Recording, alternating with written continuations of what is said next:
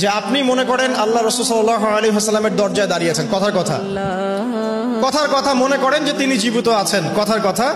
আপনি তার বাড়ি চেনেন, তার বাসায় গেলেন, গিয়ে নক করলেন, গিয়ে নক করে বললেন আসসালামু আলাইকুম। এবার নবী সাল্লাল্লাহু আলাইহি ওয়াসাল্লাম ভিতর থেকে আপনাকে বললেন, কথার কথা ধরে নেন যে ওয়া আলাইকাস সালাম। এর অর্থ কি? ওয়া আলাইকাস সালাম অর্থ কি? আপনার উপরেও শান্তি বর্ষিত হোক। আচ্ছা, আবার মনে করেন আপনি বাসার ভিতরে আছেন, আপনার বাসায় নবীজি এসেছেন সাল্লাল্লাহু আলাইহি ওয়াসাল্লাম, কথার কথা। এবার তিনি আপনার দরজায় নক করছেন, নক করে বলছেন আসসালামু আলাইক, তোমার উপর শান্তি বর্ষিত হোক। তো নবী সাল্লাল্লাহু আলাইহি ওয়াসাল্লামের এই যে দোয়া, তোমার উপরে শান্তি বর্ষিত হোক, এটা যে যত বেশি পাবে তার জীবনটা তত সুন্দর হবে না?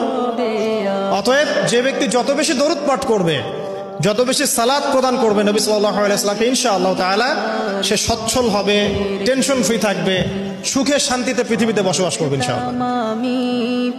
আর সুখ বলতে আমি শুধুমাত্র চাকচিক্য বোঝাচ্ছি না, বাড়ি গাড়ি স্ট্যাটাস বোঝাচ্ছি না। সুখী হওয়ার জন্য টাকা যথেষ্ট না। অনেক সময় দেখবেন কোটিপতি মানুষ সুখী নয়, একজন ভ্যান চালক সুখী। সুখ টাকা দিয়ে কেনা যায়? সুখ বলতে মনের সুখকে বোঝানো হচ্ছে। আল্লাহ পাক আমাদেরকে বোঝার তৌফিক দান করুন।